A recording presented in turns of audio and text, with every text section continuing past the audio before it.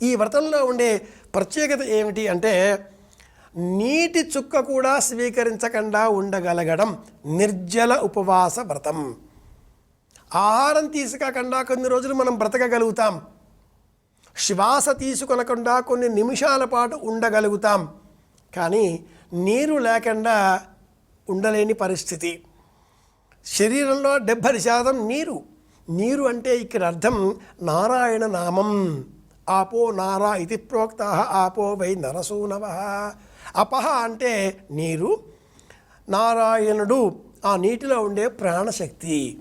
భీముడు పాటించిన ఈ నిర్జల ఏకాదశి ఉపవాస అంతరార్థం, నిజమైన అర్థం ఏమిటి అంటే నీరు తాగకుండా ఏకాదశి ఉపవాసం చేయమని కాదు. ఇక్కడ ఈరోజు ఉన్న 1440 నిమిషాల కాలం అంతా కూడా నిమిషానికి ఒక 10 సార్లైనా అనేటట్లుగా గుండె కట్టుకునే వేగాన్ని అనుసరించి నిమిషానికి 72 సార్లు అన్నట్లుగా ఓం నమో నారాయణాయ, ఓం నమో నారాయణాయ, ఓం నమో నారాయణాయ, ఓం నమో నారాయణాయ, ఇలా నారాయణ నామస్మరణతో కాలం గడపాలి. ఇది ముఖ్యం.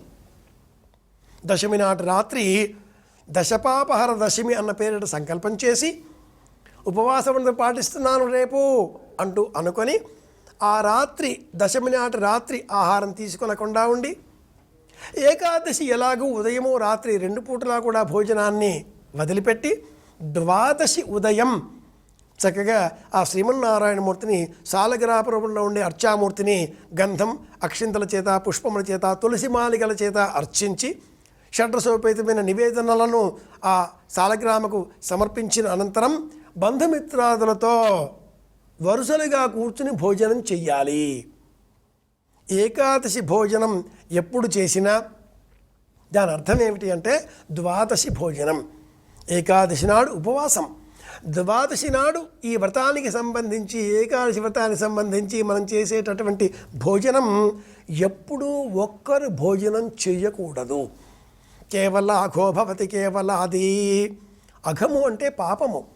ఒక్కరు కూర్చుని తింటే అది పాపపు ముద్ద వేసుకుని కూర్చుని తిన్నట్లే అంటుంది వైదిక ధర్మం. ద్వాదశి నాడు సమష్టిగా పారణ చేస్తూ వరుసలుగా బారులు తీరి బ్రాహ్మణులు, బంధువులు, మిత్రులు, సన్నిహితులతో భోజనం చెయ్యాలి. ఇది ఏకాదశి విశేషం.